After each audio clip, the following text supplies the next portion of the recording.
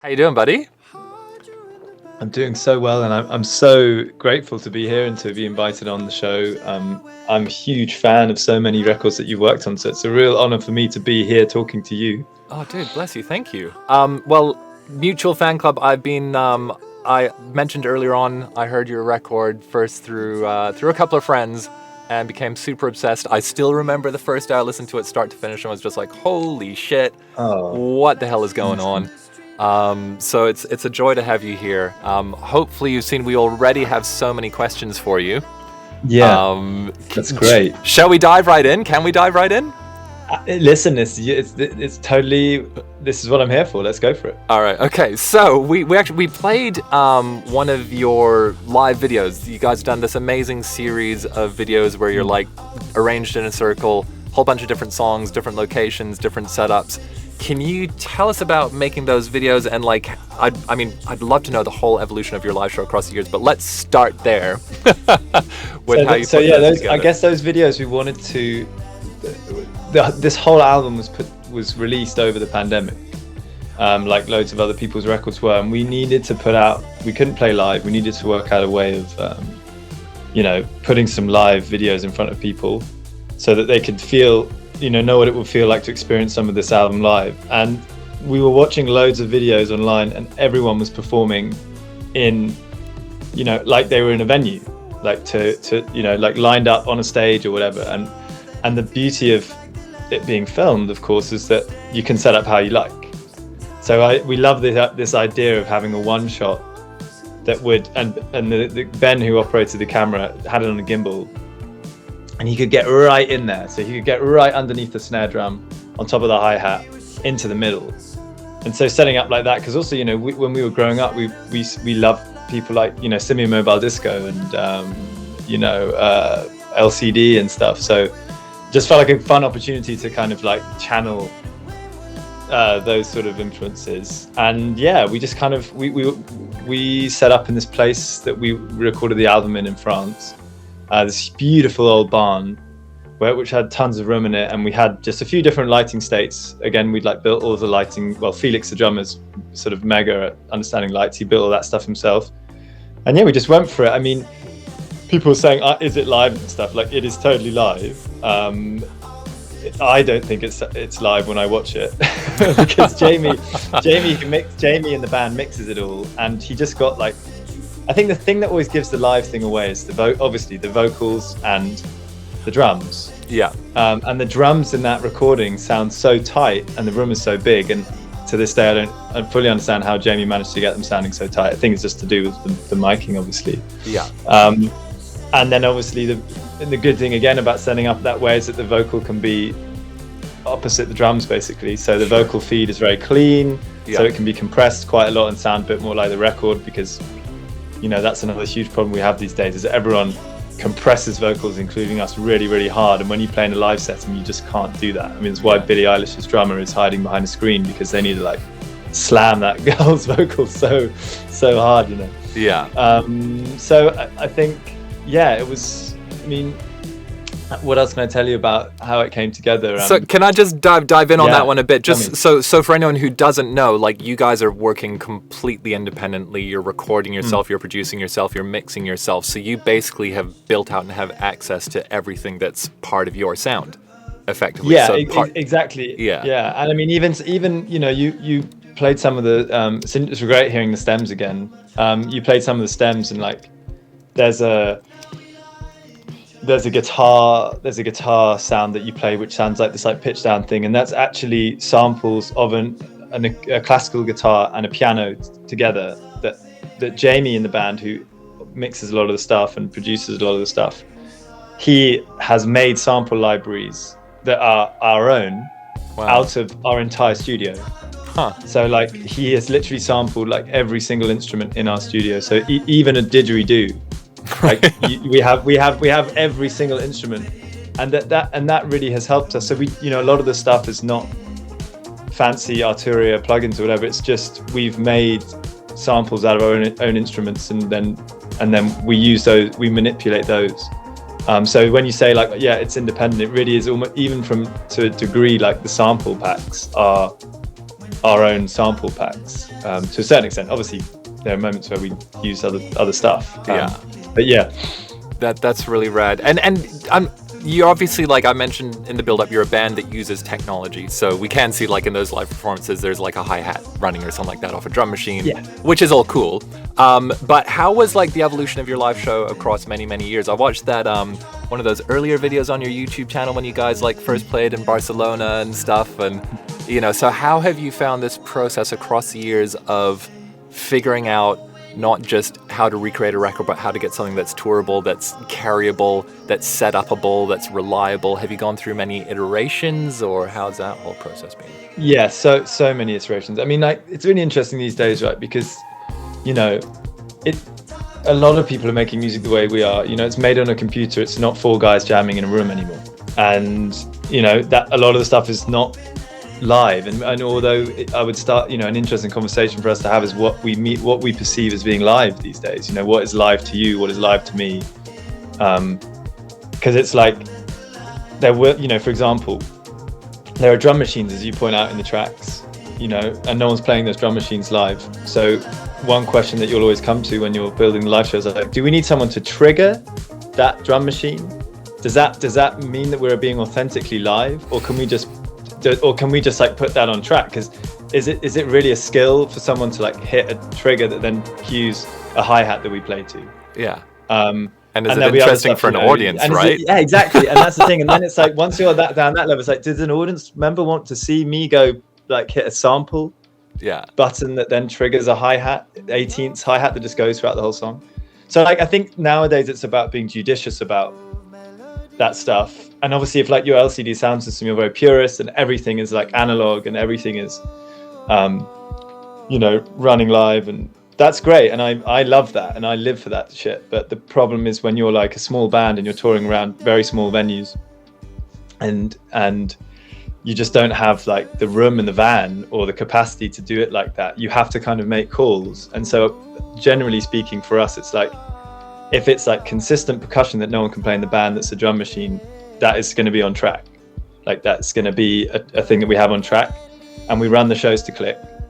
But to be honest, and then like, but for example, if there is a sequence part, that will run live on a sequencer so that someone is able to manipulate it live. So because we feel like that is an interesting thing, like to be affecting the oscillation or the frequency or the resonance of a synth live, so it's not doing the same thing every time, is interesting to us. And another interesting tool that has happened in the terms of the evolution of the live show is that like Jamie created a system where everything can talk to everything. So like my synth can play his synth can play my synth. Wow. I can play the bass synth. So he's got like a Prophet 8. I've got a Minilog. The bass synth player's got a Mofo. So we can all play each other's synths, and we can also play soft synths. Wow. And then what happens is, for example, like there's a song called In Person. The bass part is two hands, but the frequency of the bass part is constantly riding in and out. And how the fuck do you do that as a two-handed bass player? So if you played a track and you're running Ableton and you played a click, you can send automations. So that aspect of it, we're sending automations to the bass synth that is like riding the filter, riding the release, whatever it might be. So it's like, someone might say to me, well, that's not live. And they could be right. It's like a conversation, but we just kind of do it the best way we can. And over time have built this thing that allows us all to play each other and be flexible. And then that for us, that's the most important thing, is flexibility. At the beginning, things were very inflexible. It was like, I had my synth, Jamie had his synth, right? Jacob had his synth. And like, if you couldn't do the part on that, and then we didn't run everything on track. Or rather, sorry, I keep saying track. We didn't run everything to click. And as times went on, we run more stuff to click, which has in some ways enabled us to be more live. It's funny, because your brain's not tied up with like admin. Yeah, exactly. And then you can perform, and the show is about performance, and it's like, I think we can all get so caught up with the technology, and it depends who you're talking to as well, because it's like, for example, I love going to a Radiohead show and watching, Johnny Greenwood use the Chaos Pad, but like, not every audience member knows what the fuck a Chaos Pad is or really cares. you know, and you have to make sure that you're thinking about them as well. Some people want to see a band perform, and you know, a lot of that is to do with actually playing your like an instrument, like a guitar or the drums or the vocals or the bass. Those still feel very exciting, but sometimes seeing someone sort of like, you know, crawled, sort of hunched over a knob is not necessarily the most dynamic thing to watch on stage. Anyway, I'm blathering on a bit, but hopefully you know what I mean. It's a big subject, right? But I guess the other thing is, like, you guys have always talked about the fact that, like, you're inspired by dance music. The first band you referenced was Simian Mobile Disco, and that's not guitar, bass, and drums trying to sound like 1977, is it? So yeah.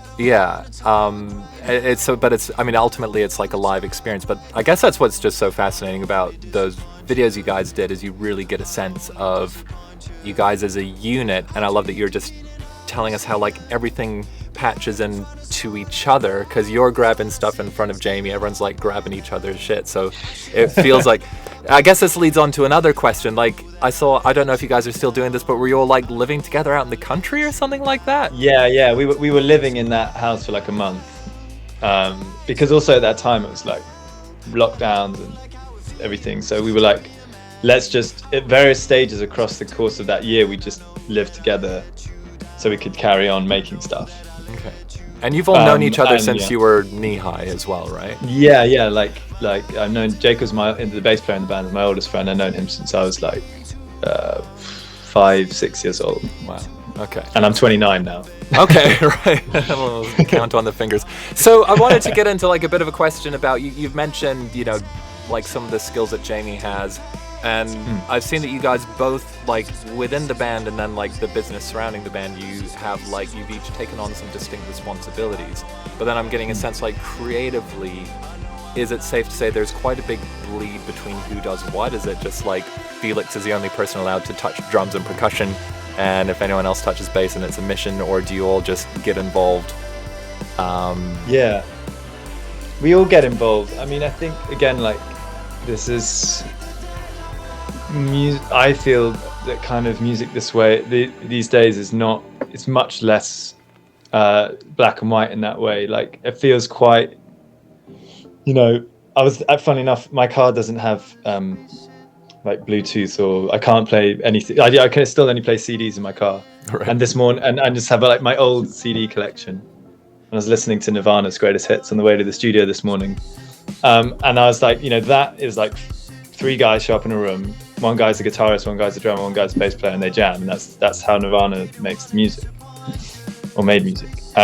For us, it's like, you know, everyone is a producer in a way. Everyone plays multiple instruments, and people muck in. I never would play the drums, but, like, you know, it might be the case that someone comes up with a bass part and someone comes up with a top line on a keyboard or something that isn't necessarily their instrument. So yeah, it is blurred, but then there are also within that kind of red lines, in the sense that, well, not red lines, but like there is a system in place whereby, like, for the most part, I write this, like, the core song and the lyrics, and then it and create a sort of impression of a track, and then it kind of gets built up from there. And Jamie, you know, Jamie's strength is very much like, you know, all the kind of amazing and wacky sounds that you hear, and that, you know, you played through the stems earlier. There's lots of like crazy sort of grain delays and pitch down samples and stuff. That's very much kind of Jamie's field. Jacob, the bass player, has always got like a very steady eye on the arrangement, as well as his bass part. And then Felix, similarly, Felix is very good at kind of like, I don't say this in a pejorative way, but like functional parts, you know, like, it's like, here's the track and it works, you know, from the bottom up, you know, where are we missing something, or have we got too much in that region? And then obviously he comes in as well with feel and tempo. And so there's like, there are roles, but they're a bit more abstract than like, I'm the drummer, you're the bass player, I'm the singer. So you have a good sense of like different strengths and you know, how to play to each other's strengths, kind of thing? Most of the time. Nice. Awesome. You know. I had a lot of questions actually about your writing process, and you've just touched on that there. So you personally tend to like, you'll have like a lyrical idea, that core song kind of thing. How do you balance that with, can we tell everyone that you're also managing your band? And one would kind of normally, if we were thinking about like musical cliches, it's like kind of singer, lyricist, and writer is kind of like polar opposite from manager. Do you feel like a distinction or a challenge going between those two roles, or is it really like no big deal? It's a huge challenge, and like not one that I always enjoy. It's really hard to manage your band and also write music, because they are often it's like that cartoon of the devil and the angel, you know. It's very difficult. You have to, whenever, like when we, for example, we just finished, well, almost finished the second record, and in that time I just switched my emails off, and I was like, there's for these 3 weeks I'm just a songwriter. So I think you just have to be very disciplined and very like clear with creating some kind of like just creating some lines in the sand, as it were, and just saying, okay, all I'm going to think about right now is making something that I believe in, that I think is beautiful or artistic or whatever. And once it's finished, then I'm going to work out how to, you know, whatever it needs in terms of press, radio, marketing, or whatever. But it's really difficult, because often, you know, it's not always the case that like you're going to write and then market. Often they're just, as you well know, they happen at the same time. So I'd find it really hard. Fair enough. Good answer. And when had you been doing that from the start, or was there a kind of a point or an event where you guys all kind of sat down and said, okay, this is how we're going to run things for like the next phase of our growth as a band? We had management up until like I get so confused with the years at the moment, but I think up until sometime in 2020. But I'd always been very involved, because when you're a small artist, you can never expect anyone to give you loads of time and energy, because, you know, like as depressing as it is, if you're not generating you know, income or finances for someone, they're not going to spend loads of time on your project. Or if they are, it means that they're putting a lot of money in you in the hope that, you know, like it's going to lead somewhere. And we were never in that position, so we'd have management, but it would always be like, you know, we'd always have to do stuff as well. So I was always kind of involved, and we were with some managers, and then they, in the pandemic, decided to drop us because they had other things going on with bigger acts, bigger fish to fry. It was fair enough. And it so happened at that same time, we got a track on FIFA. We got awarded this fund called the PPL Momentum Fund that I'd applied for in the UK, which is like a kind of, it's like the fund that you can apply for as a growing band. We got awarded that, and suddenly went from kind of a state of being like, what the hell are we going to do, when we lost the management and we'd made this record and we had no way of releasing it. But, you know, then suddenly we had like a fund, and then the ability to then take that and go to our distribution and say, look, we're going to be putting this much money in, will you also put money in? And at that point we suddenly had what looked like quite a good fund to release an album, and we'd done it on our own, and it was probably the most, you know, it was the most amount of money we'd raised for the project ever since we'd started. So at that point we kind of were like, well, let's just carry on, because you know, this is the most luck we've had so far. And then now I find myself like almost 2 years later, like weary with the task. But nice. You know, it's like it's difficult, but like, you know, when something works and it's working in a way, you're not inclined to stop. Did you feel, was there like a kind of a process of having to learn what it was you needed to do? Because I assume you've been like playing music your whole life, but then you're suddenly like, oh, I need to develop this other skill set. And in parallel with that, just like if you practice an instrument, does it get easier to handle that side? I think I'd like to think I got better at it. I think there's a lot of like mystery around the music industry as you're an artist. There are all these things where you're like, you know, you've got to pitch a song for Spotify, and like, who are these ghosts at Spotify who decide to drop your song in these playlists? You know, like, who are these people? What is that process? How do you negotiate? How do you negotiate a contract? Or like, when you get a sync on FIFA, how does that work? How do you actually license the music? Who does that? How do you get the money? So yeah, it was a lot of learning on the job, but I'm very lucky that I had friends who were managers, and other people in the music industry, and I just have never been ashamed to ask for advice. And I feel like in the music industry, there's a big distinction between asking for favors and asking for advice. Interesting. And like, I will always,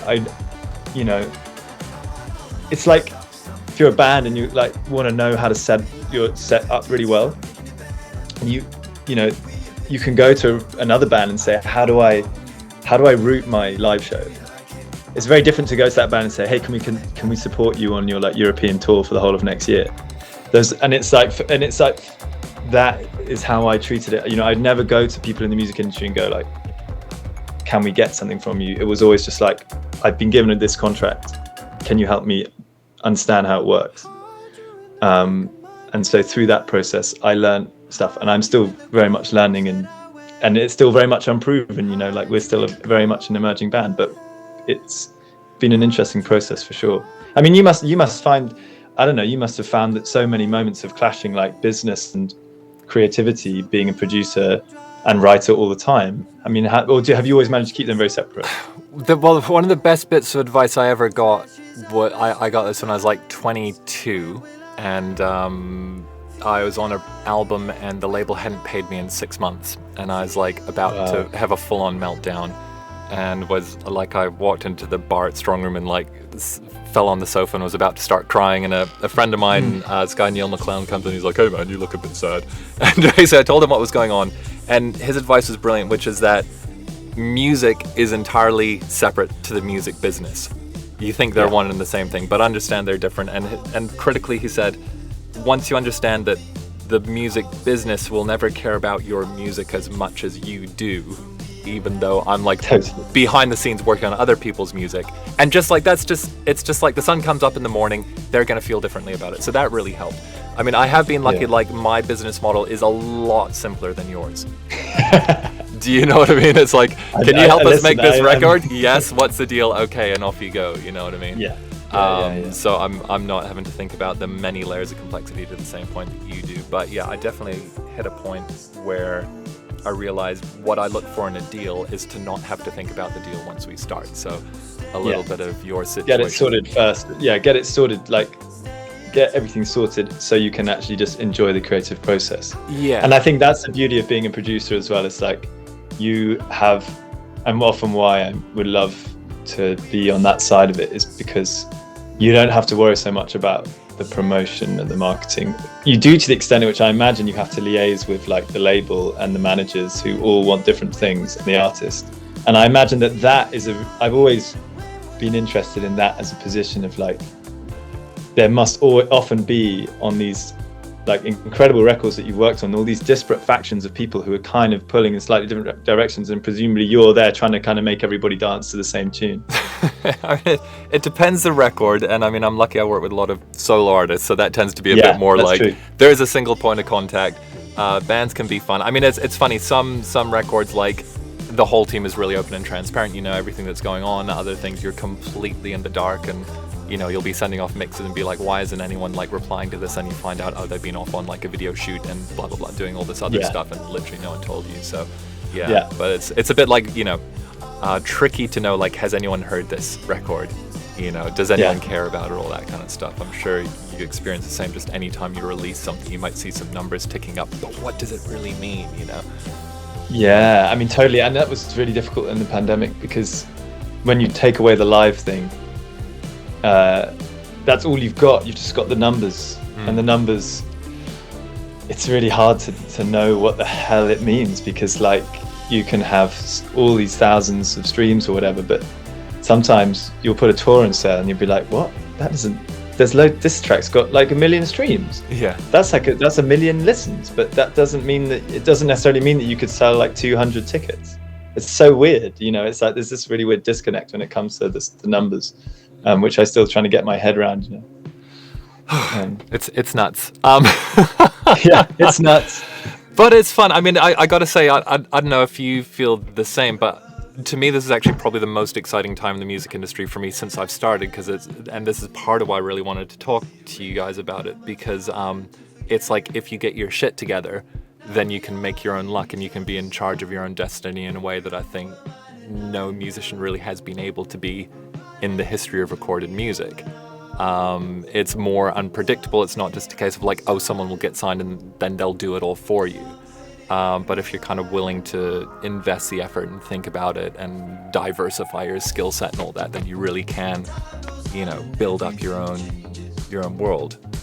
I totally agree with that, and I think it's one of those things that is, like, it's great and it's bad all at once, because it's great to diversify. I think, like, what we do, for example, you know, everyone has got, I'm not just the singer and the songwriter.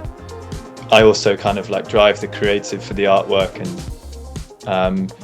and you know, as you said, I manage the band and everything else.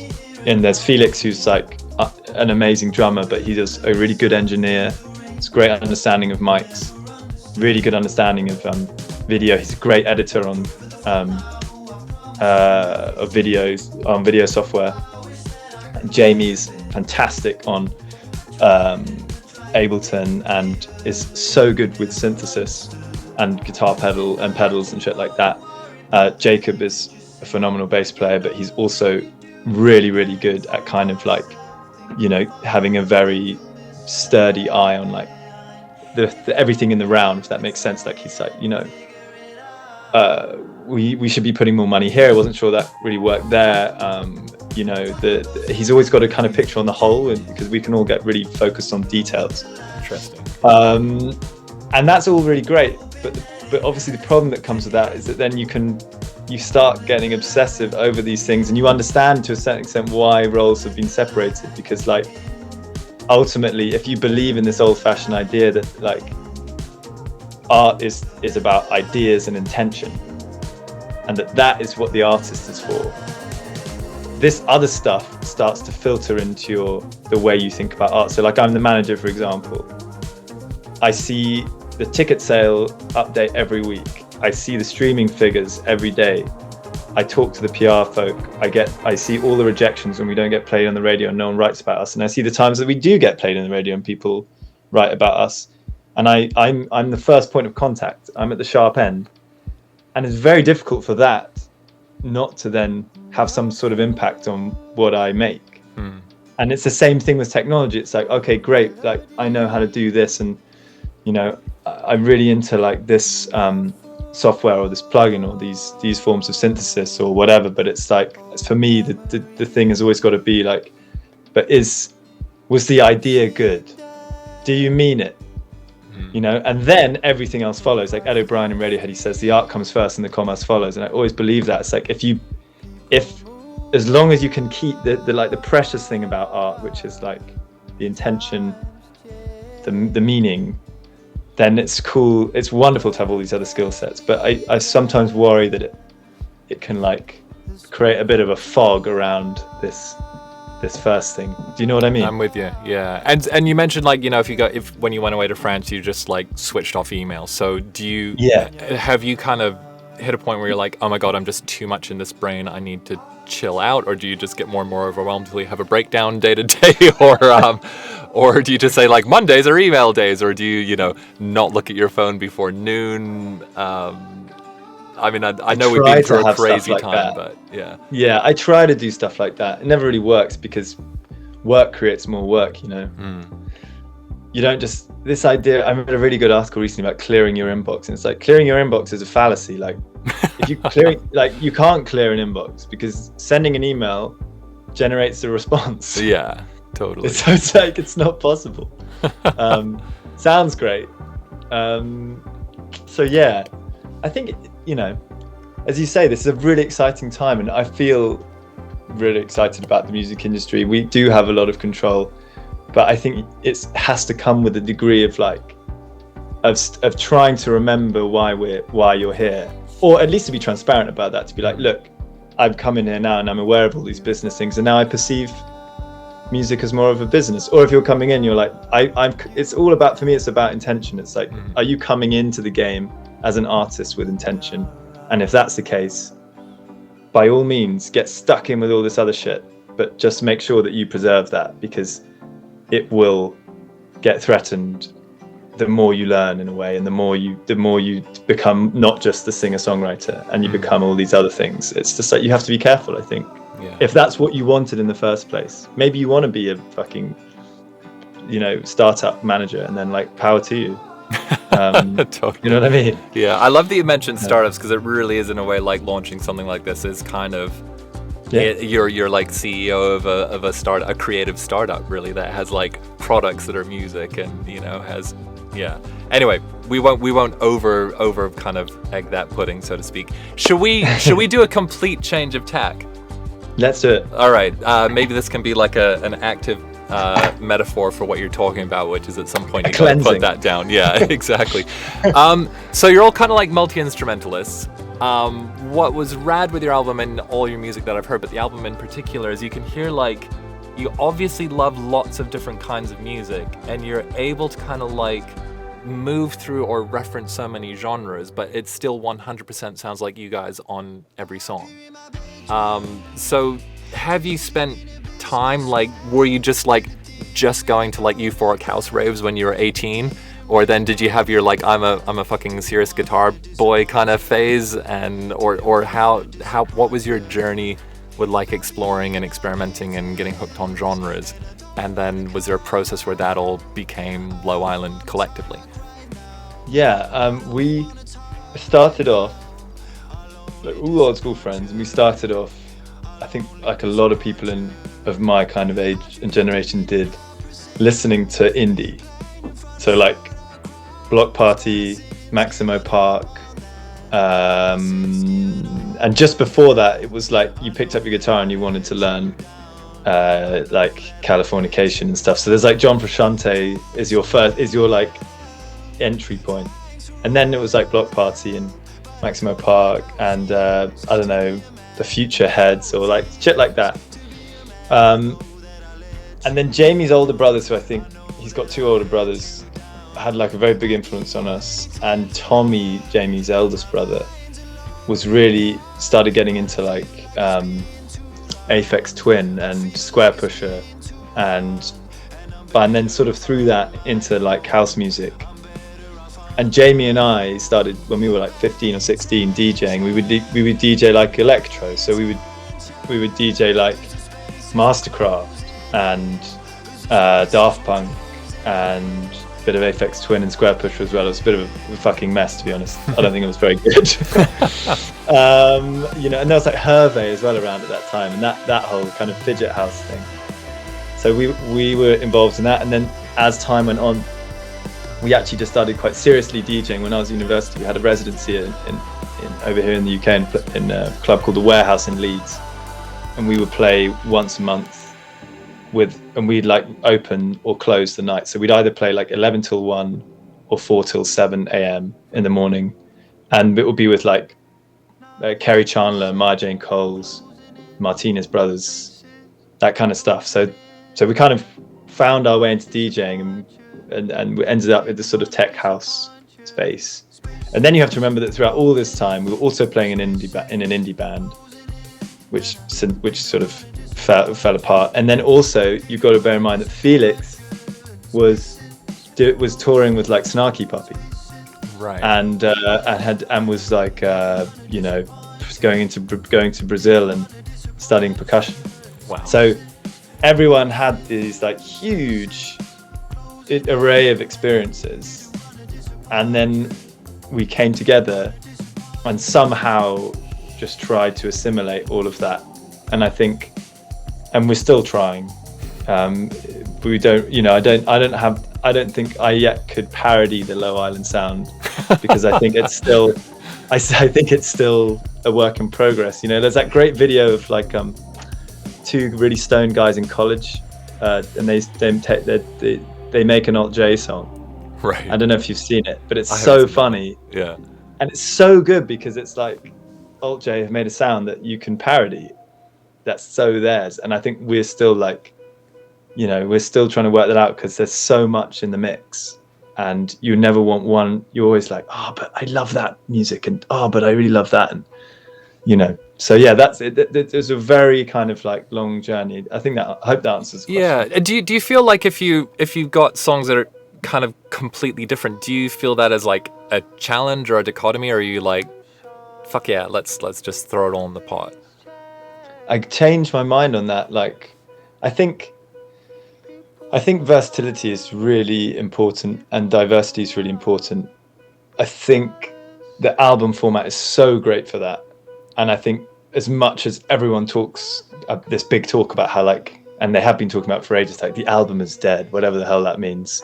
I think that's bollocks. And I think especially unhelpful if you're a band, because it really allows you to take listeners on a journey through lots of different styles. So I'm not too, we always encourage stuff to be different, but there has to be some kind of abstract thing for me that ties it all together. And that could be a theme, a feeling.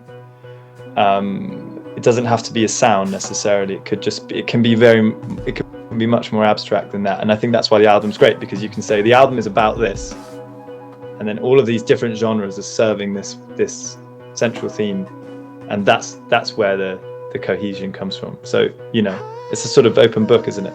I love it.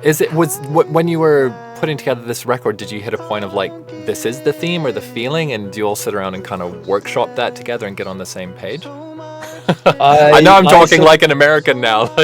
No, I've been over here 5 years, but I'm probably talking too much like a Brit. I think we like, with this record, we had a load of songs, and there were kind of two versions of the record that could have been made. One was much more dancey, and one was a more kind of 80s, and one was more a bit more melancholic, emotive, and still had the sort of 80s touches, but was less like LCD sound system, let's say. And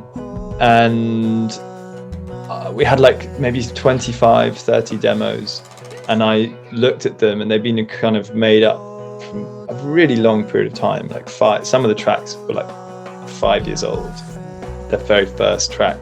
And I was like, subconsciously, you do end up writing about similar themes and topics, depending on what you're going to. And at that time, we were like, all of us living in Oxford, apart from the bass player, and had watched progressively siblings, friends, all move away and start really kind of like progressing through the sort of standard moments in life, like suddenly a friend's getting a promotion, someone's getting married, someone's moving into a flat, and like I was literally here in this room, which I don't live in anymore, in my childhood bedroom. I wrote lots of the record just literally there. Wow.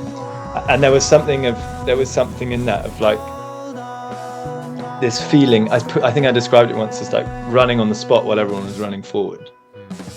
And that was what I came to the band and was like, I think if you could have it all again, this record could be like a reflection of the last 10 years of doing this, whilst I'm feeling that life is at a much different pace to the people around you, and feeling really conflicted about that. Being like, on the one hand, the excitement that got me into this industry was that I wasn't going to toe the line. But now, as a late 20-year-old guy, I wouldn't mind having a stable income, a stable relationship, being able to pay proper rent on a flat or be eligible for a mortgage. So like, those two things often in conflict with one another, and as an artist you're taught to ridicule the status quo. But I don't know about you, but the older I get, it looks pretty good from over here, you know what I mean? Oh my god, yeah, there's a lot on the line, isn't there? Yeah. And oh man, it's funny, it's such a non-linear field to be in. Like, you can't predict necessarily what the results of any action will be. And so I guess, are you saying, like, was this kind of, obviously, like, you're kind of writing most of the stuff, so was it clear when you saw all that together, that was kind of the feeling of it all? Did you then sit down and talk to everyone else and say, like, hey, I think this is the vibe? And then how did you, there's like a real feeling to the record as well, and I do love how, like, so much of the lyrics are, like, super, like, grounded and eye contact and almost, like, you know, very real life, but then the feeling of the record in many places is, like, hyper transcendental and kind of, like, super expansive and, like, uplifting.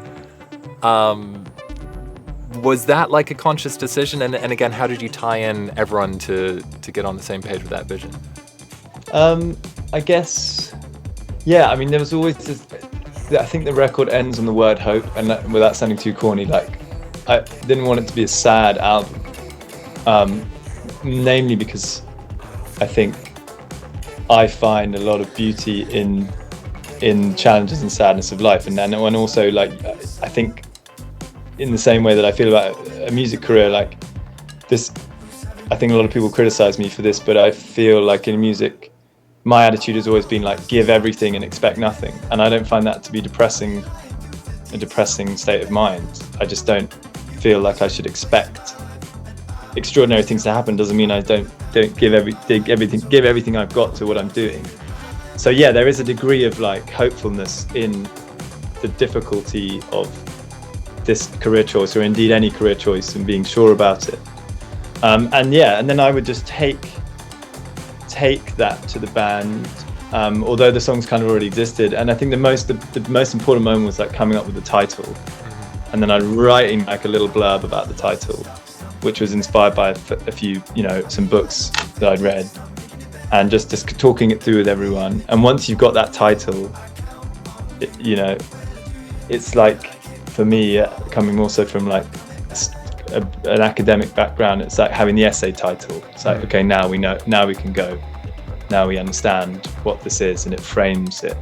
Without that, it felt a little random. And then you can build a track list. You know, that it's like, once you get that central thing, everything can flow.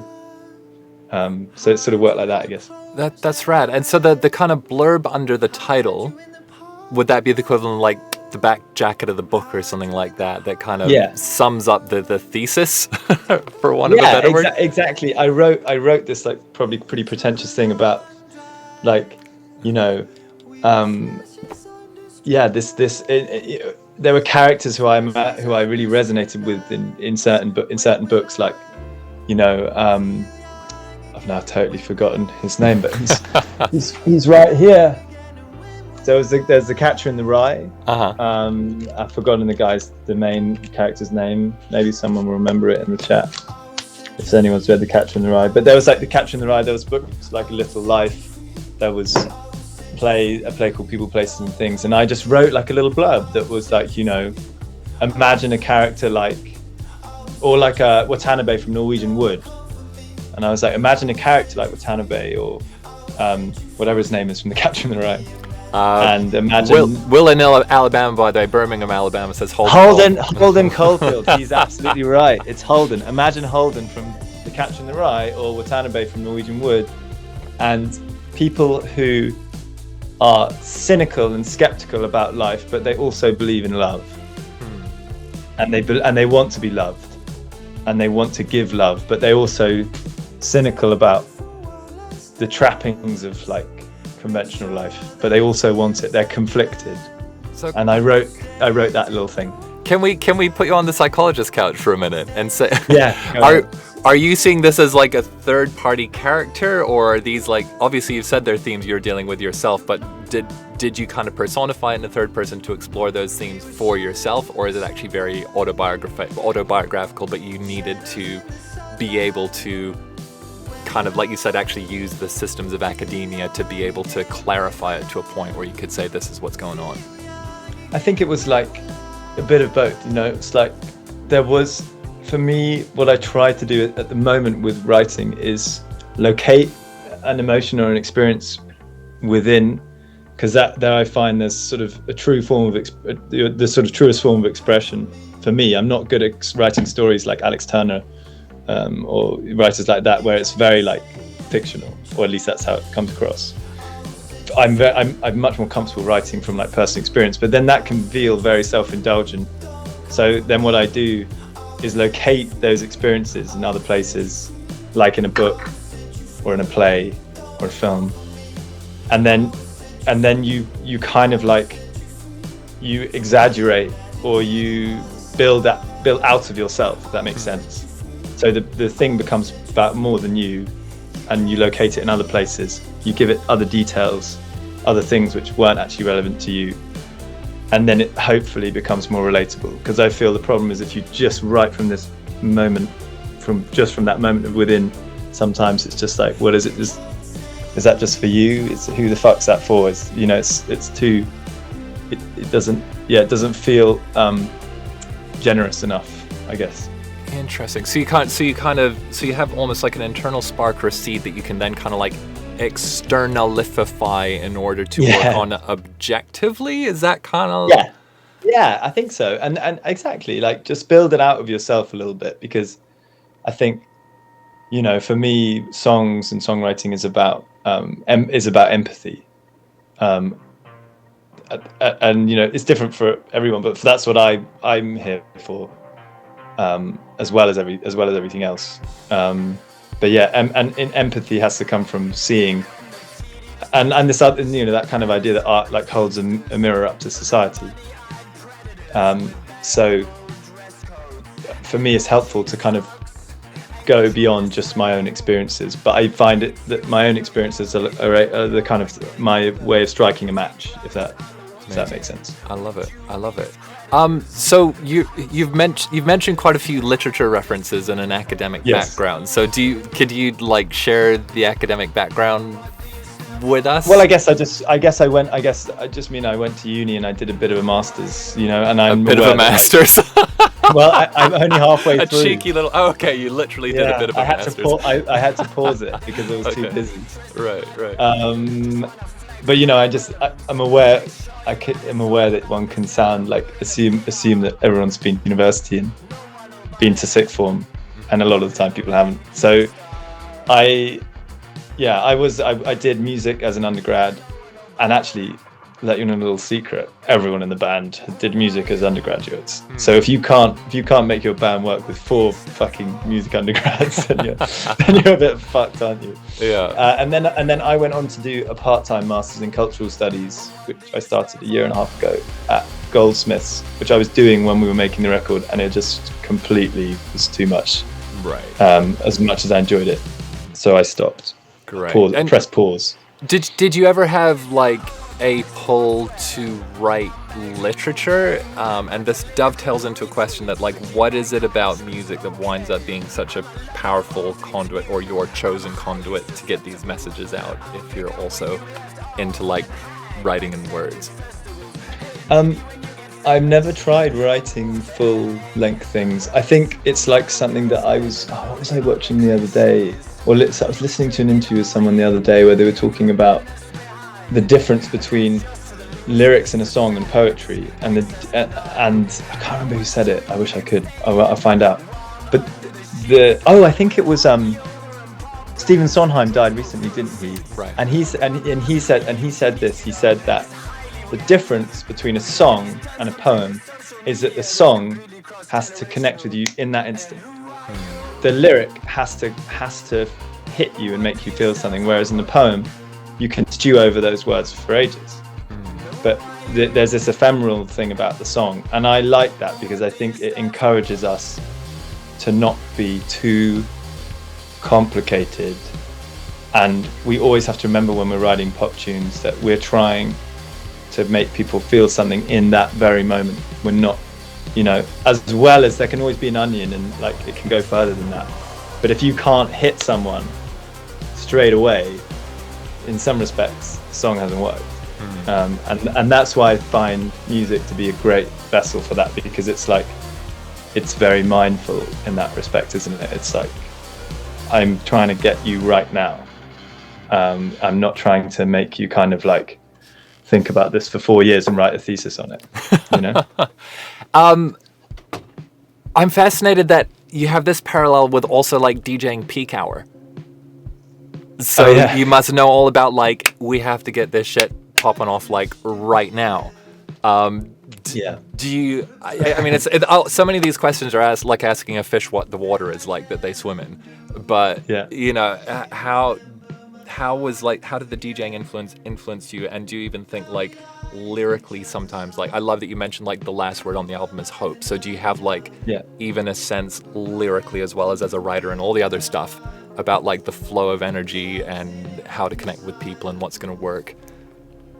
I think so. I think the DJing was really interesting because it was always this process of like, you're playing stuff and you're trying to feel the room all the time, and try to go, and I definitely think probably in some way that feeds into what you do when you make a record. It's really hard to know exactly how, I guess, in terms of like, because also there's no audience there. It definitely feeds into how we did the live show, because we were like, when we do the live show, we, you know, sometimes one of our songs is like 3.5 minutes long. And when you're playing that live, it feels fucking quick. Like, it feels like it just goes. And when you're DJing, you might be playing one track into another track over the course of like 10 minutes. So I think that was where I really took instruction from the DJing, was like, take your time when you've got bodies in a room. It's not the same as someone listening to it on the radio on their headphones. You've got more time in the live environment, to like, and actually it's better. People can feel like they're part of something. And also, like in DJing, when you mix in the same way that when you're playing live, to try and kind of create bridges between songs, so you feel like you're part of like a journey, rather than it's like, we finished that song, everyone applaud, play the next song, everyone applaud, you know, like we don't like, we try to kind of like make it feel like a bit more of a journey. And so with your live show, have you found that like the arrangements wind up being different to a record, or do you okay, cool. And are you set up to do that spontaneously, or do you do that through rehearsal with all the tech things, or how does that kind of process unfold? It's set up to be spontaneous, so like we can, you know, like we can choose if we want to like extend certain sections or move and shift the goalposts.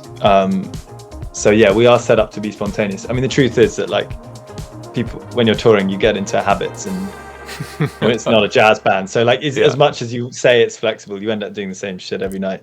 Right. And if you don't, it's because you fucked up. Does that get discovered across like a few shows, and then you're more like, oh, this is the one that works, or? Yeah. Okay. I think so, because you have like a good show, and then you're like, oh, that was really good when we played that for a bit longer, that section, you know, and then you're kind of like, well, why don't we just do that again? Okay. But I think it is important to try to keep being flexible as well. You know, like, you can get too wedded to stuff happening in exactly the same way, and it's really important to keep things fresh. I remember, again, like, there's a really good interview with Ed O'Brien from Radiohead on, is it the Pedal Show? I don't know if you've ever seen that. There's two guys, and they interview guitarists, and this guy's made Ed O'Brien's pedal board. Right. They're talking to him. It's so good, man. Honestly, you have to watch it. He's made Ed O'Brien's pedal board, and he's where is he from? I think he's Australian, or maybe I think he's Australian, maybe from New Zealand. It's really good. Mm-hmm. And they're interviewing Ed O'Brien, and they cannot believe that Radiohead don't use any track. They're like, you play in front of like 20,000 people, 30,000, 40,000 people, and there's no track. They change the set list every night. Mm-hmm. They never play the same set list twice. They're still using like all of the old gear. And Ed's like, yeah, you've got to fly by the seat of your pants, otherwise it's just boring. Mm-hmm. So it's, you know, I think when you get caught up in all the tech, I always go back to Ed O'Brien. I'm like, those guys, you know, they're doing it old school, and they still mess up. You watch Radiohead live shows, like they still fuck up a lot, and that's what's exciting about it, you know. It's funny actually that our guest on our previous Beat Battle, Natisu, who's down in Santiago, she actually saw them play 2 nights in a row in Santiago, and she said the first night everything fucked up, like the whole set was a disaster, and then the second night everything worked. Yeah, it seems to be. It's funny actually. Do you know Jamie Liddell? Yeah. Okay, his early live sets when he had like this self-built Max Patch and he'd just play solo, he was always talking about how like with that he wanted it to be risky. Like if you saw Jeff Mills DJing with 3 decks and a drum machine, there are going to be points where it all like fucked up and went out of sync, but then when it locked together it went boom. So kind of having this stuff with technology where there's some friction. Can we get like hyper detailed here? I want to get like nitty gritty. So there's 4 of you, right? It's easy if you're playing on your own to go like, oh, I'll just keep going for 16 bars. But do you have like a series of like eyebrow wiggles to say like keep going, or are you all pretty psychic at this point? Like, do you have the James Brown hand signals? Yeah, I've got the James Brown hand signals, and I'm finding people after the gig. No, I think. Because of this weird sort of archaic thing where there's like a front man or whatever, like I tend to just sort of, I will look, it tends to be between the drummer and the singer, these things. So I will look at Felix, and then Felix will push us into the next section. Okay. And it's very easy to mess that up because sometimes, you know, what is a look that indicates carry on and what is a look that indicates stop? Right. And in the heat of the moment, or the flashing lights, sometimes there's crossing of wires and you mess it up. But yeah, it's mainly just me, and I'll sort of give Felix a look. I think I tend to look if I want us to stop. If the intention is just to keep going, you just keep playing your instrument. And then if you're like, you want to bring it out. And I also do something which I think you played the Who's Having the Greatest Time video earlier. You can hear me. I always just shout the count ins and outs. Okay. So I just go like 1, 2, 3, 4, and then just bring it out, you know. Wow. Okay. That's kind of dope. You know. I love it. That's really cool. And so if things are keeping going, again, just nitty gritty, is it like this bridge could be like who knows how long, or does it tend to be like once you've sung through like the verse, chorus, or something like that, then we're just gonna roll it? Or do you know what I mean? I guess it depends on whether we're like playing to chord structure, where there's like chords in place, or whether it's just like a drone and everyone's making just noise. So it's case law, I guess. If we're playing to like a 4-bar chord structure, for example, we will keep working in that structure. And then sometimes as well, we maybe have agreed an ending that we will go to. You see what I mean? So like, I guess you'd call that like a tag, right? In like if you're in like a jazz band, and so that might only be like 2 extra beats at the end of the bar, and then if that my knob will then indicate that we're going to hit the tag. Okay. Cool. If that makes sense. Yeah. But yeah, and someone's asked actually a question. Someone said, are you playing to a lock click, or is everything tied to drummer tempo input? The answer to that is that we are playing to a locked click. I think for all of the songs bar maybe 1 or 2. Great. And actually, that's Ragged Wreck. That's Shane over in Ireland, who has a super cute puppy DJ who's hanging out with us, has a studio out there. He was asking earlier about like the writing phase into production. You had said that you will tend to write on your own or get like the seed of a song, but do songs still evolve through the production phase? And that kind of ties into a question I wanted to ask, which is, how does it feel for you? Like, are you there for every single moment when, you know, the production's happening, or do you get to write and then like give stuff to everyone else and then chill for a second and come and be surprised a little bit later on?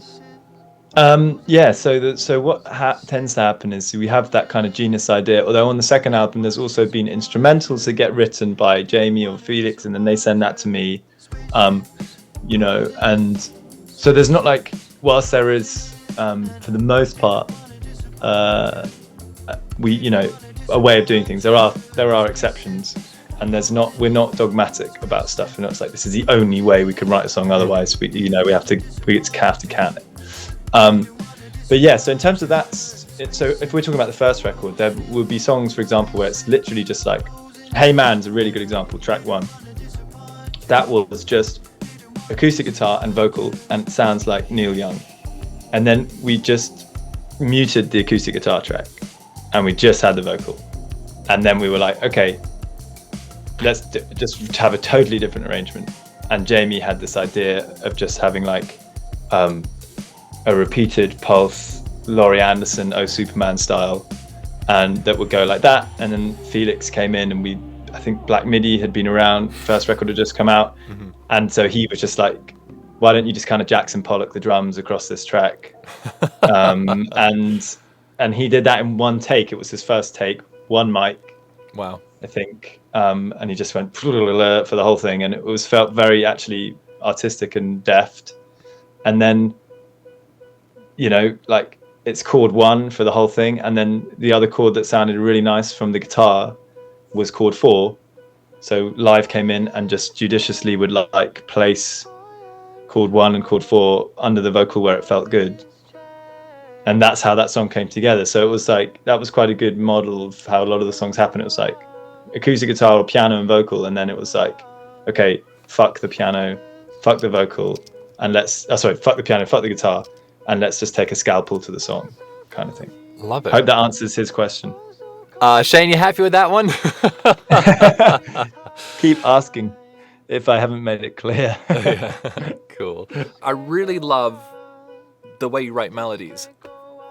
Like, it doesn't sound like dude in a band writing melodies. Okay. So, were there like specific melodic inspirations for you? Were there ways you heard music, or do you think part of it is even like through this production process of like ripping out a harmonic structure from underneath and rebuilding it? But yeah, just a broad question. Do you have an approach to melodies? Do you think like, oh, this sounds a bit normal, or anything like that? We've kind of gone into your lyrics a bit, but let's get melodic. Yeah, let's get melodic. I like that. Yeah, I think I'm quite sort of like languid melodically, instinctively. So everything's quite long, and Jamie in particular is often really good at kind of either writing more like punchy stuff or encouraging me to be a bit more punchy and making stuff fall a bit more rhythmically, because sometimes my stuff instinctively feels a bit more random. So like in Your Arms you played earlier, that's a good example where like you've got a lot of and you're full of melodies. It's all very long, but in terms of like who inspires me melodically, I guess I was, definitely, I've mentioned them a lot, so it would be no surprise. Definitely Tom York, but also Neil Young and Joni Mitchell. So like whenever I'm writing tracks, it's like often thinking about really kind of traditional songwriters. And I think what's great about Joni Mitchell is how you think it sounds really simple and it's really easy to sing along to, but when you actually get into the nuts and bolts of a Joni Mitchell melody, they're fucking weird.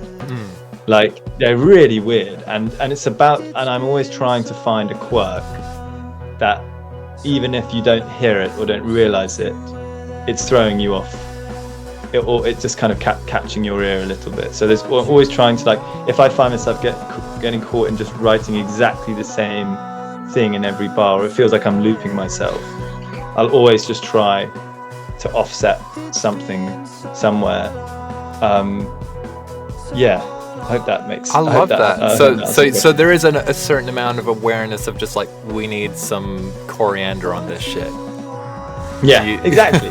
Yeah, because otherwise, yeah, exactly. Because otherwise, it's like, because also I think these days, like, Ableton, for example, which we use, is the DAW that we use, immediately puts you on in 4/4 in 4-bar loops to, and it's like that does start to affect your writing, and then you have the Apple D function, so you just duplicate your loop, da da da da da da da da. And if you're writing on a computer, it's very easy just to get caught in these cycles of like 4 bars, 2 bars.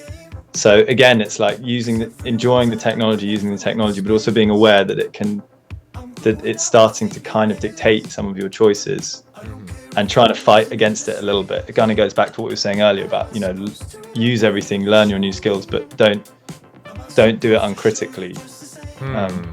If you know what I mean. I do. That's deep. This kind of, actually, we've been talking about lyrics, talking about vocals and melodies and stuff. you touched earlier on how Jamie mixes everything so you have access to all those things. But do you guys have an approach or other kind of philosophies when it comes to recording vocals, vocal arrangements, vocal processing and stuff? I was kind of shocked actually when I went in and saw those live ones and was like, obviously it's just you, but like there's one for Feel Young Again. And it was like, I honestly thought that was like about 20 of you stacked up and there's like all weird stuff out on the side. But is that just like a super clever kind of Jamie patch? And I notice you guys sing in unison a lot, or like you use so you're both singing. And I was like, oh fuck, that's really clever. I know it's a broad question, but like any tips for the vocals? So let's start with the vocal processing. Everyone does vocal processing super differently. We do something, and I feel like at the moment, and I'd be interested to know what people who are with us think about this. I feel like there is a sort of compression war at the moment on vocals. It's like, how hard can you compress a vocal? And we definitely fall into that trap a lot. And we often have like a pretty sturdy limiter, so the vocals aren't very dynamic. The limiter, because also, especially, for example, Feel Young Again is a really good example. I sing falsetto in the verses and then full voice in the choruses. For me, at least, physically, I will never get my falsetto to the same level as my full voice if I'm trying to go for it singing something. So compression is really helpful there, because it helps to kind of, and limiting, because it just helps to make the vocal feel supported as a falsetto when you do go to full voice. Or you sing full voice really quietly and you compress that so it feels supported. You see what I mean? So it's like compression and limiting really helps on the vocal production. On that album, so yeah, here's another tip. On this album, the lockdown hit before we'd recorded the vocals, and we'd recorded everything but the vocals, apart from a few tracks, and I had to come back here on my own with my family. I did all of the vocals in here. Did all of them in there. Oh my god, amazing! All of them on an SM on my own on an SM7. Going into an Apollo Twin. That was it. So that was the first album. I took that that door off its hinges and took out everything in the cupboard. And it took me 2 weeks. So that was the process, and then I edited everything. Yes, we do tune. I do use Melodyne. I don't just kind of hit. I just tune what I think's crap. If I think the performance is really good and there's a note that's flat, I'll just nudge the note up. But I hopefully don't overtune. And then when it comes to production, those kind of like big vocal sounds, chorus on the vocal, we have, for example, live, we use like one of those TC Helicon pedals. So it's chorus. Jamie will also sing a lot of the time in unison. And because we're playing to a lock click, as I mentioned earlier, if there's a track where like there are lots and lots of vocals in the recording and we just feel like we need those tracks because otherwise the song's going to suck, we will tuck in a few extras underneath the vocal, but never the lead vocal. It's never like, if the chorus and the doubler isn't enough, then we might tuck in some track vocals just to help feel the full body. If the unison with Jamie and the chorus isn't enough. Okay. And is that doing unison as well? So it's not like suddenly where did all these harmonies come from, but it's just to get like a texture kind of thing? Exactly. It's like get a texture, it's like, hopefully it doesn't feel like too much cheating. I mean, it's like, sometimes the density of the vocals on record are just quite difficult to replicate live. And so you've got everyone singing and you've got a chorus pedal and you're like, oh man, just still doesn't feel like that. And then you might just tuck in a vocal or two underneath. But it's pretty rare that we do that. Okay, cool. And so you will like do quite a lot of layering and stacking on the record to achieve effects if need be. Okay. Yeah, and then but also we do use a lot of chorus. Right. Like you played the bass guitar and that, like that's got a really great chorus on it, on the stem of Feel Young Again, and we use a lot of chorus on the vocal. Like Jamie uses the waves doubler really nicely, and like I think on that you can add like so many extra voices. And then on the latest record, we used what is it called? The classic thing that everyone uses that Caribou uses and stuff to put doubles on their voices. You'll know what it is. I've forgotten the name. Well, the Eventide one is like Eventide, Eventide. Yeah, that's it. We used the Eventide one. Okay. Quite a lot on the last record. Great. Can we mention to everyone that's something you can win in the H9 plugin series thingy? They just released their microshift plugin that has like amazing like multiple layers of choruses and doublers with like the pitch variables. So it's a super dope plugin.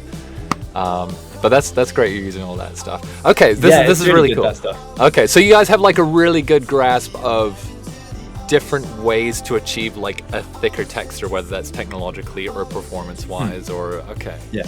Great. Yeah, and chorus plays an important part in that. And also the other thing that I've learned recently, and I know Billie Eilish does this, I know Dave from Glass Animals does this, is this thing, the crack choir. I don't know if you've come across the crack choir. It's when, like, if you're trying to make your voice sound dense, but it's just your voice, and if you're a precise singer, or if it's just the same, obviously if you're singing something, it's the same format, it's the same whatever, it suddenly maybe just starts to sound a bit phasey if you're like just stacking your vocal loads. Yeah. Because you're just singing the same fucking thing and it's the same waveform, more or less. So you start singing like in different places in the room, further away from the mic, and then you start doing like stupid voices, and you just tuck them really low in the mix, and it creates the sense of like a dense vocal. Right. So you just honestly, like, you literally, and you try to be a character. You go like, oh, what would this sound like if it was like Donald Duck? And you go like, yeah, you know, like do it like that. And like Billie Eilish also, I know, like whispers as well. So she'll like go up and like whisper, and that'll be like a hiss layer to the vocal that you just then tuck in. So it's all that kind of stuff that helps as well. Nice. Mr. Bone asking... crack. Someone's put crack or quack. That's good. I don't know if that's a joke. I think it's crack, but it could be quack. It's up to you. You make your own fun. Nice. Okay, so you are doing whisper takes and stuff as well? Yeah. Okay. Yeah. Oh, nice. Okay, great. And then Shane as well, Ragged Right, just asking if you've tried the Antares Harmony Engine. I have not tried the Antares Harmony Engine. I'm going to write that down right now because I've never tried it.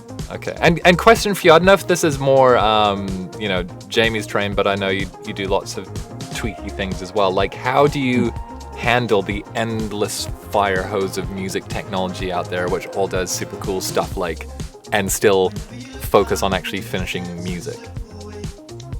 Difficult, with great difficulty. I think it's like, you just have to always, and I know it sounds kind of so, like bong wisdom sort of stuff, but like, it's, for me, is, and I don't know, I'd be interested to know what you think. I'm interested to know how you do it. For us, it's like always being like, is this serving the higher power of the song, or are we just doing this because it's a lot of it, are we just doing this because I've just bought this new pedal or this new plugin and I want to try out the pitch shift on it, so I'm going to shoehorn it into this track. It's like, as long as, again, it just comes back to me for like intention. I don't know, is that how you get around that? Pretty much, yeah. And I think, especially on my side, because I came up like behind the scenes, as it were, in the studio, I kind of think there's a long time where I felt like my self-esteem was tied to knowing what every single button would do, or feeling like I needed, my self-worth was proven by having equipment or something like that. And then I think you summed that up so perfectly, like what's more important. And once you dive into like, oh, what we're actually trying to do is communicate something here. Kind of suddenly realized if we had a great performance, we actually knew what the hell the song was about. That always sounded way better than a drill edit on Pro Tools or something like that. But there's a moment where, like, I can see you've got, is that a Space Echo behind you? I've got it, OG Space Echo, and I have my whole like midlife crisis sitting here, so. Yeah, that's great. But for example, like Space Echo is like the most beautiful way of like serving the higher power of the song. Yes. Because and of like smoothing the edges for me. So it's like that is how I think we try to get around. It's like, what can the gear do and help? How can the gear help us? The gear is going to help us to achieve this thing that we're trying to communicate. and if it's not going to help us, then fuck it off. You know, I feel like that's the way to get around it. If you are writing music where your song is, that's what you want to do. Whereas like if you're Ricardo Villalobos and you're making techno, probably noodling around on your pedals and enjoying your gear for like 20 minutes is the vibe. So go for it. Yeah. Perfect segue. You guys had like a really, really amazing bunch of remixes by some absolute legends. So Ricardo Villalobos, you mentioned, Alex Metric did one, Juan McLean, you've had a Totally Enormous Extinct Dinosaurs one. How did you hook all those up? Like just cold emailing people, or is there a story behind that? Mixture. So full disclosure on Teed, he is the drummer's brother, so that was probably the easiest one to organize. Right. And he until recently lived out presumably near you. I don't know where you are in LA, yeah, but he was close. are you near him? Near enough, yeah. Near enough. Okay. Yeah. He had a great studio in the Hollywood Hills. He remixed the track a while back. And then on this record, Jamie and I mentioned we did a lot of DJing, and like that was for us, you know, this very important thing. We loved a lot. Jamie in particular loved Villalobos, and still does. And Gerd Janssen, we obviously loved DFA Records, and Juan McLean was on DFA. It was early days with Tim Goldsworthy and James Murphy and stuff. So how do we get? So with Juan McLean and Gerd, we literally just emailed the managers, and we're like, "We love you guys. This is our budget. What do you think?" And with Ricardo, he doesn't have a manager. Don't know if you knew that. And he doesn't even run his own Instagram page. So Jamie messaged the Instagram page and was like, "How can we get hold of Ricardo?" And they gave us an email address. We sent Feel Young Again and Don't Let the Light In. And he replied like 2 weeks later being like, "Hey, it's Ricardo. Love the tracks. I'm going to do a remix." And we were like, what? I mean, you know, you do this shit all the time. You just send people stuff. And you don't expect a reply. And for a lot of that time, we were like, we think it's fake. We think someone's running we think someone is running Ricardo Villalobos's page, and he's making it up, and he's going to do some crap remix and rip us off. So we were sort of, and then we didn't hear anything for like months, and then we went on. Then we got sent back 4 edits, 2 of each track. Whoa. Which were all like or each edit was like half an hour long. Oh my god. and we were like, and the email said like, choose the best one. And we were like, what the hell are we supposed to do with this? This is like this is mental. So we just sent back saying like, look man, we're just stoked that you've done anything at all. Just it's up to you. We love it. And still all the while not really believing that this was Ricardo Villalobos. And then a month later in his stories, there was a story of him DJing in Ibiza at just like a cafe, and he was playing one of the edits. And at that point we were like, okay, this is legit. Oh my god. He made this thing, and he hadn't replied to us at all. He'd like disappeared for another 3 months. Whoa. And then eventually we got it all sorted out, and yeah, but it was pretty mental. That was the most mental one out of the lot. That's crazy. And how long? So, what? That was like months and months and months and months and months, right? Yeah, it was like a half a year, I'd say. Okay, and that was that after the Maybe album had longer. come out, and because that one came out a bit more recently, right? Yeah, it was. I think it was. Yeah, and then it was really cool because when you can work with an artist like that, you know. So a lot of people, like, if you are a journalist, you want to be in print, and if you're an artist, you want to be able to make vinyl, you know. And it's like, it's really cool working with an artist like Ricardo Villalobos, because you can make a vinyl in the full knowledge that like it's not going to be a complete financial catastrophe. Like, people buy his stuff, and you can service it to shops. So that we made a double A side because he did a remix of the track Everyone Is Remixing, and then also one of another track from the record Don't Let the Light In. We turned that into a double A side, and then that went to record stores in like the Netherlands, in Japan, all around the world, and that was the first time we got to do that, so that was really, really cool. Wow. Do you sell out? Yeah, it sold out, I think. Amazing. Wow. And Yeah. doesn't it take like months and months and months to get vinyl pressed as well? So did that add on to it as well? it was with these guys Prime, and they kind of we had enough lead time because we'd set the train rolling on the remixes for like kind of I can't remember the timeline, to be honest, but we did have enough lead time, and obviously the shorter the record, the quicker the turnaround is. Right. So it's only had 2 tracks on it, and we were only doing like a run of, I think, we only did 500. Okay. So it wasn't insane. It wasn't like, Adele making whatever the fuck she's just made, Tying up the factory for 3 months or something. Yeah. Nice. Yeah. And so was a bit of this just like a hit list of people you loved from DJing, and you were just and did these remixes at all reflect like your DJing time? Did you like that kind of remix culture and that crossover and everything? Yeah, definitely. Right. And I think Ricardo especially, like his stuff was always very inspiring, just because it was so bonkers. Right. It was so bonkers, his music, and we were just always like, how the hell does anyone make this music? It's completely insane, and that ties in a lot of the Jamie's kind of quirks you hear on the record. Is probably you don't realize, but he is trying his damn hardest to be Ricardo Villalobos. Amazing. I love it. Can I ask you how you got Alex Metric on? Oh yeah, Alex. So Alex is, I think, one of the nicest guys I've had the pleasure of working with, or we've had the pleasure of working with. Alex was actually a fan of the band, and we were fans before he reached out to us, but In Your Arms you played earlier, I think he really loved that song, and we just were like, well, look, do you want to remix it?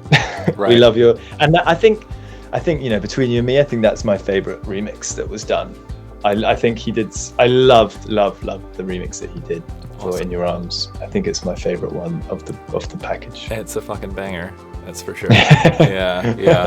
I have a track out with Alex. We have kind of like some cross paths in the past. We both kind of ghost produced the same breakbeat DJ way back in the day and stuff. Oh wow. Yeah. So I was he seems super quiet about his I don't know what he's working on, but then I've learned since that he's worked on massive fucking records. Oh yeah, and I just didn't know because he's so humble about everything. There's a Dua Lipa. He has a credit on the latest Dua Lipa album and stuff. Yeah, and I was wow, I had no idea. Yeah. Last time I saw him, he was doing something for Muse or whatever. I don't know if that came out. Wow. Or whatever, but yeah, so cool. He does his stuff really well, and his remix kind of brain is just really on point.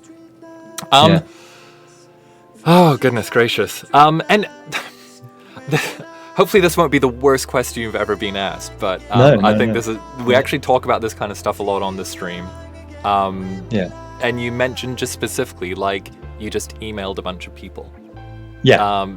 And you kind of specifically mentioned you said this and this in your emails, but do you have what's your approach if you're hitting someone up cold? Tips to reach out. Tips to reach out, yeah. I suppose it varies, right? It's sometimes reaching out works best if there is some sort of mutuality where you've seen that someone, even in their Instagram story or something, has shown some appreciation for your work, and then you're okay, cool. So there's some context here when I go. But yeah, when we reached out to the Gerd team or Ricardo or Juan McLean, I guess it's the most important thing is to be really clear about what it is that you're after. This is what we want. We want one remix it's going to come out on this date, and we have the following budget. And I think that's really, really important. I think like transparency from the off is really, really important, because that's going to make people want to engage with you. Because ultimately, like you just said earlier, it's like you just want to get that shit sorted out so you can be a creative human being and not worry about it. And I think that for me is really, really important, is like just being open from the beginning, so that whoever you're wanting to collaborate with, and I think that will make them all, it's more likely that they'll reply if you say, this is what we want, this is the time frame, this is the budget. And then also obviously show your appreciation. Like, we're huge fans, and if you've seen them live or there's a particular record, keep it short, keep it sweet. And I feel like that gives you a pretty good chance of someone at least replying or being able to start a dialogue. So yeah, clarity, transparency, brevity. That's beautiful. That's a masterclass right there. I love it. I can't say enough. I've talked to people about this, like being, when people don't know what the hell you want, and you're hitting them up, it's like that's just so critical. And I think the fact that even just being able to present that front of like just basically displaying that you have your shit together and you're not going to waste their time.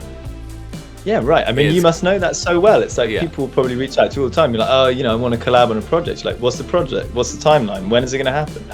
Is there a budget? Like those are your first questions. Totally. So if you can beat someone to that, and just be like, look, I've done all that work for you. You don't even have to write that email. And then the question becomes, okay, can I do it? Who's reading the email? Am I interested? Can I do it? Do I need to like nudge the budget up because it's not enough money? Mm-hmm.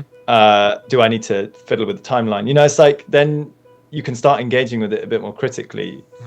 And it's suddenly like a whole email chain becomes like a much quicker exchange. And that's really what we're talking about here, is you're, as an incredibly busy person, don't have time to sit around being like, oh, well, I don't know, what is this about? Like, who's the artist? Is there a link to their work? I'm not going to Google it. I've got a million projects going on, Yeah. And then are we going to have to like spend 2 weeks scheduling a call to have a creative discussion before anyone has to talk about budget? And it's just like, while you're in the middle of trying to do something else. Yeah, and you're in the middle of a project, and projects for you will go back to back. So it's like, you just want to be able to have something which is really digestible and clear, and as you say, have your shit together. And then also, if you are doing that, be very prepared to have no reply. Perfect. That's great. And I love as well, just that you mentioned actually having a personal thing in there, like the number of calls I've had with artists when it's like, are we talking because your manager put us on, or do you actually know a single thing I've done? Yeah. You know what I mean? Have you bothered to, like, if you didn't know, have you bothered to like look up my credits? Yeah. Or like, did you come across me because actually, you're a Bjork fan, and that's how you found me, or like you're an Arcade Fire fan, and that for you is immediately like, great, I'm actually appreciated here, and this isn't just some kind of like cold setup by a manager. And that's because that's a turn off. Must be a turn off straight away. Well, you never know, but exactly. You want to feel. You gotta be philosophical. Anyway, I was gonna. Did it take? Was there some trial and error to figure this out, or was this one of the things you mentioned that you would hit people up and ask for advice? Because I think you've explained this more succinctly than anyone I've heard before. I don't know. I just think. I guess I think a lot about stuff, probably too much, and I just would I take a long time to put together an email, So like, it's like, have I got this right? Have I thought about this properly? And also, I think the benefit, and you would do this as well. The benefit of also being the artist is what you would like to receive. Do you know what I mean? So like, I know if someone was approaching me for a collaboration, I know the kind of thing I'd like to see. So it's almost just kind of reflecting that back at whoever you're talking to. You mentioned empathy earlier, and it's funny how like that can actually show itself in so many different ways. Like, how would I feel if this is happening to me? How does that person feel if this is happening? So another word for this is like straight up common sense, but I like that you're actually just taking the time to think about it and reflect on things. Yeah, I think it's like the real difficult one is always the budget. You know, it's always the budget. And an independent band never has that much money, and so you've got to make sure that I remember I used to be an assistant to a producer called Steve Osborne. I don't know if you heard of him. He used to work on like. You used to work with Steve. So I assisted Steve at Real World Studios. Oh my god, that's hilarious. Yeah, and he used to tell me this stuff. He'd say, good, fast. He said there's a triangle in the music industry of good, fast, and cheap. Yeah. And you can only get two at the expense of the other. Yeah. So it can be good and fast, but it won't be cheap. It can be cheap and fast, but it won't be good. And like, you know, if you're an indie band and you're like trying to get someone to work with you and you don't have much money, you've got to try and like make the situation better for the other person in some respect. And the very least you can do therefore is to be clear about what it is you want, how much money you've got, when it needs to happen, and be fucking polite and be nice to work with. You know? And obviously have like something that's good in the first place, you know, that's what you're doing, Alex. That's what's important. Yeah, so actually getting clear on what you're doing, making all your stuff. And, you know, I wanted to talk about like your back catalog and your history briefly. I've been caning the new record, but like the last couple of days I've started dipping into your older stuff and I was like, holy shit. Is if you could have all again like your first album, because you have some releases out with like 15 tracks on them, but I wasn't sure if that's just more like a compilation of stuff. Yeah, it's our first album. We did 4 EPs before that. Okay. And we'd been around for like 4 years or something, and I really wanted to put we really wanted to put a vinyl out, and so we couldn't call it the 4 EPs for obvious reasons, although that might be lost on the younger members of the audience. We couldn't call it the 4 EPs with the beta band, or we did that, so we just called it something else, and it was like a kind of, you know, highlights of the EPs kind of thing. Okay, I got so that we can make a vinyl and sell a vinyl when we went to play shows. Okay. How's making an EP different from making an album? We talked about like kind of the title and the back of the book jacket for the album, but with an EP, is it more like here's 4 cool tracks? I feel like there's less of an imperative for some kind of like grand narrative, maybe. Not that an album needs to have a grand narrative, but that feels like it doesn't need to be that. Yeah, it can be a bit more shoot from the hip. And also, you're like, depending on how you're rolling it out, you know, it's like, I like the EP format because you're not necessarily saying that like, we need to have 4 singles. You're probably going to have like 2 singles, and then like 2 tracks which allow you to kind of experiment and do other things, which, you know, maybe you're going to do 1 single, another single, and then someone's going to get the full EP, and they'll get these other things which feel like, you know, a bit more expansive, a bit more explorative, whatever. So yeah, just I guess it doesn't have to. I don't feel like you need to feel like it needs to be so considered. You know, it's like 2 fucking great songs, 2 more explorative songs, and Bob's your uncle. Bob's your uncle. You've got a career. Yeah. You have mentioned a couple of times second album, and I know what you've been up to. Is that all public knowledge, what you guys have been up to? I mean, you know, it's like we've been working on a second album. I think it's mostly done. There's a little bit more to do, but yeah, it was great. We went back to the same place, but this time we went back with an engineer, this guy Tom Archer, who's amazing, like absolutely amazing. I'm sure you've come across Ben Bapty in your work or professional life. He has been Ben's assistant for the last like 2 years, and he's now doing his own thing. And Tom came out with us this time and just kind of brought a load of his gear, and just, it was mainly because the time frame was like, last time we were engineering, we did everything ourselves, apart from the mixing, whereas this time a lot of the writing hadn't been quite finished. So we set up like multiple rooms. So like I was finishing writing some of the songs. Jamie would be adding production flourishes in another room, and then Tom would be working with Felix and live tracking the rhythm section, so that we could just like, because otherwise we all had to be in the same place all the time, and there was too much stuff to do for it to be economical time-wise. And also, we've never, like anyone like you, like anyone who works in the music industry, we never think that we've learned everything. And Tom has a huge wealth of experience working on records. He'd just been working on the Little Sims album. He'd done he'd engineered the Rex Orange County stuff. And, you know, we were like, how do we take this record up a notch? And we can't afford to work with some big dog producer, but we can afford to work with a really exciting new engineer who's got loads of ideas and skills. Great. So he came along, and it was great. He was so it really made it feel like a fresh thing. Oh, that's awesome. I guess, yeah, that's another question. When you have the same 4 people working on everything together all the time, is it kind of nice to have a bit of a change there? Yeah, I mean, it's like, I don't know, do you have siblings? I have an older sibling, yeah. Okay, I'm one of 4. Okay. And the 4 siblings, if it's always the 4 siblings without anybody else, you know, you fall into your old habits. Mm-hmm. You do have the same fights and the same arguments, and all it takes is for one of the siblings to bring their like boyfriend or girlfriend into the mix, and everyone behaves. You know what I mean? So Tom was a really good like pacifying force. It's like, Tom's here, be nice. Yeah, you know, behavior.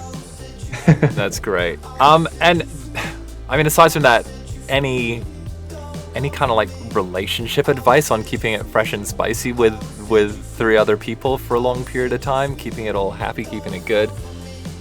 Yeah, I think it comes back to the same thing, I guess. Just like, you know, it's. I don't know. I should really have asked you this question. Like, this is a community of producers, right? Or like just musicians, people in bands. I guess is it a whole mix of things? Whole mix, yeah. Overall, people who, but what most people have in common is they make music themselves, in terms of have some degree of recording in there. So some people do total modular stuff. Other people work in studios, and other people make crazy bass music. Oh, okay, cool. I mean, for me, the most important thing about a band is that, like we said earlier, that it's like a startup in a weird way. And I actually read an article recently in The Economist, which was all about it was called A Rocker's Guide to Management. And it was all about, it's really worth reading if you want to read it. I think you can read in one article on The Economist before they make you go into the paywall. Yeah. It's called A Rocker's Guide to Management, and talks about how like startups have become more like bands, and bands have become more like startups. Amazing. Because like, when Mark Zuckerberg and I forget the other guy's name met, instead of forming a band, they came up with Facebook. And it's a creative idea that is built amongst friends and then becomes a business. And yeah, like the most important thing about that, when you're in a band and you're trying to do both these things, like you're trying to kind of be true intentionally and make things of artistic merit, but you're also trying to do something which has some sort of like business aspect to it, is to just look after each other and be kind to one another and make sure that you're like, that like comes back to what we were saying earlier about empathy, that you're just, you're looking after one another, because it's not easy. It's the music industry, as you well know, it's not easy, and you need to make sure that you're all looking after each other in that space, because there's a lot of noise from the outside that can be difficult to manage. I love it. Oh man, kindness goes a long way. Totally. Actually, I had another question, just based on this fact that on one hand you're kind of independent, on the other hand you're bringing in people. Our actual connection was made through your publicist Rue, who worked an album I did for an Australian artist called Odette. Yes, I saw that you worked on the Odette stuff. I really loved that. Oh, you've really heard love it. that music. That's amazing. Yeah. Oh, is this sorry, but would that be the new Odette? There's an older I Odette. worked on the first record and the second one. Yeah. Amazing. All I the really first one, really some of love the her. Rue introduced me to her music. Awesome. I love it. It's really cool. No, she's phenomenal. Love her to bits. But is there like a kind of approach you take to like, okay, we need to pull someone in to handle this, and finding the right people? Do you have ideal roles you'd like to fill? And even like with Rue, can you tell us a bit about like, her role and what she's allowed you to do? Because I'm assuming how many people did you involve in the campaign? You had your distributors. Did you have anyone else? You had her. Did you have other people doing any work on that? Yeah. So on the campaign, we had in the UK we had a radio plugger, PR, but that PR person was servicing to like English speaking press, let's say. So like those magazines or blogs could be in Australia, they could be in America, or they could be in the UK. And a lot of them seem to kind of have people everywhere now. So I don't know if like the Line of Best Fit, for example, I don't know where that's based. Right. I feel like it's kind of international. So anyway, the UK press person sort of serviced that. And then in Germany, we had press and radio in Germany. And then we had Rue, who did radio in Australia and the US, but we specifically targeted, because these are like big, particularly America is a big country with lots of radio stations. So we just spoke about saying, let's just stick to the key stations. Let's talk about KXP, KCRW, Apple Music. And then in Australia, like Double J, Triple J, Triple R kind of thing. And that's what she did. So, and what that enabled us to do, we had, for example, we were playlisted on Double J in Australia, and that's been really great because it allowed us to like grow an audience in Australia, more listeners there. And once you start building more listeners there, you can start having conversation with like a promoter through your agents and say, like, maybe in the not too distant future, we could look at doing some shows. And, so it sort of works like that. And the other thing it helps you to do as well is when you are releasing the tunes, you can say, if you're trying to like get an editorial placement on a DSP like Spotify or something, like you can use that information to make your pitch sound more legitimate. And that's really helpful as well. So it's all that kind of weird behind the scenes strategy stuff that Rue helped us with. But what I loved about Rue is she really understood the band and really knew how to like sell us. And that's so important with people you work with, is they need to understand what it is that you are, because that's not a given, And how did you like design that team, so to speak? With Rue, she reached out to, how did it work? It was funny with Rue, I think she reached out to us saying she'd seen us, we'd cropped up on her feed and she really liked the band, and we started a conversation like that. And I looked at her roster and I thought, she's got an amazing roster, be wicked, and she's really awesome, let's work together. And then in terms of in Germany, for example, we always had this great radio plugger, and I said to them on this radio campaign, like we wanted to also run some PR. Do you have any recommendations? And they put us in touch with some people there. But you definitely, in these set things, can go cold, like if there's an artist, if you're someone here as an artist who's thinking, I want to employ PR or radio or whatever it is, I think always look at an artist who you like, who you feel like you have a similar trajectory to or a similar vibe or whatever. And like, if you go on their about page on Facebook, usually they list the team. And you can just, email and say, give a link to your music. Again, link to your music. When's it coming out? Who's involved? Is there a budget? Blah, blah, blah. And people will get back in touch. But it's a bit of a crazy world, the PR radio thing, because it's often a gamble. It's like you could spend a lot of money on doing a radio campaign and get played 0 times. That's wild. So it's like it's probably one of the more inexact of the sciences I feel that you. comes with the territory. And did you have a clear idea, like even from working with previous management or having previous releases out, like it's key to kind of have these people doing these specific things? Or is that like Jacob's got like the big picture and he was like, we need this in this territory and that territory? So even just like from the really, really big picture, or did you just get some advice from some people? Yeah, advice for sure. And also then thinking about, PR and radio is always a thing that you are told that you need. And I think it's about being judicious. It's like, do I actually need it, or would I be better spending this on making a really great music video and marketing that video? Or I think it's like just trying to think about, what do I need and where do we want to go? Like if, for example, we're in the UK, there is a ceiling to the amount you can tour in the UK if you want, and Europe is right on your doorstep, and it's been problematized recently because of various awful decisions, in my opinion, that we have made. But Europe is still there, and if you want to tour in Europe, you need to build a profile there. You've got to make people want to book you. So then maybe that a good investment there is to look at like getting some radio play. And if the radio play goes well, people are playing on the radio, cool, okay, I haven't spent loads of money. And now maybe if the radio is kind of picking up, maybe we should employ a PR person and we can start getting some blogs in Germany. So I guess it's just following your nose and thinking about what it is that you need. Right, so you kind of spend some time actually thinking about your vision, what's going to be a nice result, what will let us grow, what's the next stage of growth, as well as what's your ideal big picture. Yeah, I think so. It always comes back to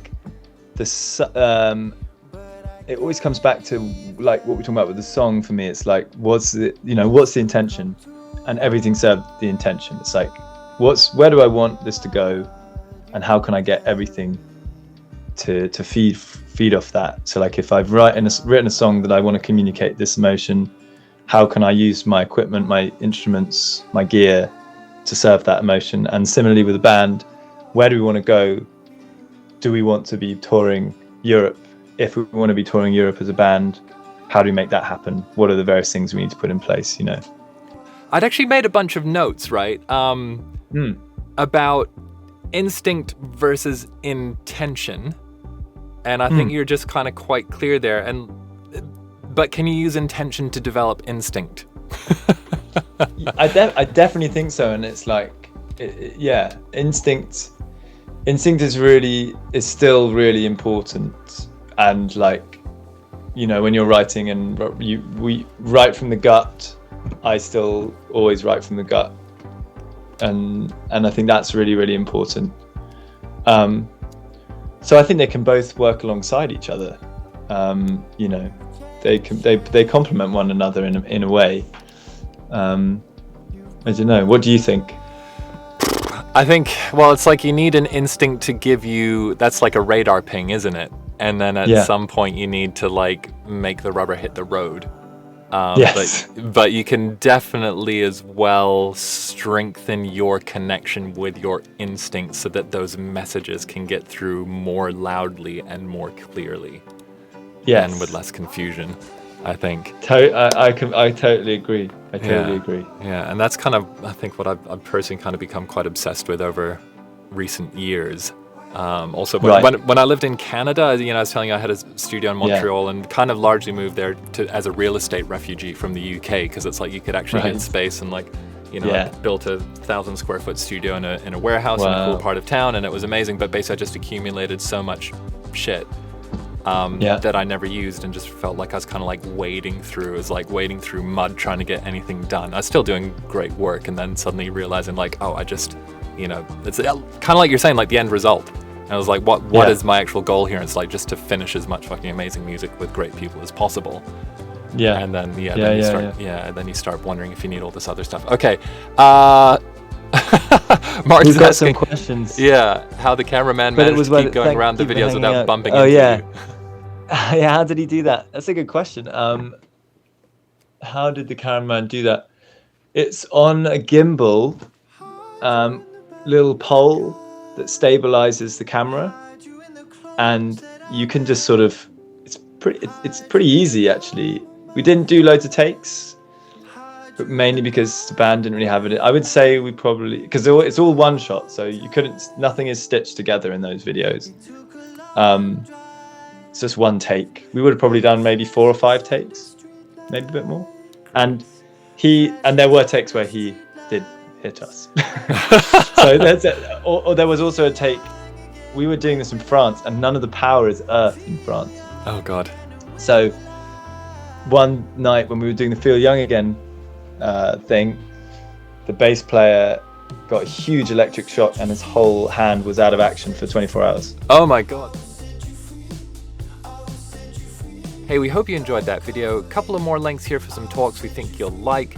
Please don't forget to subscribe to the channel, and otherwise head over to completeproducer.net so that you can connect with other music making geniuses from all over the world. We'll see you there.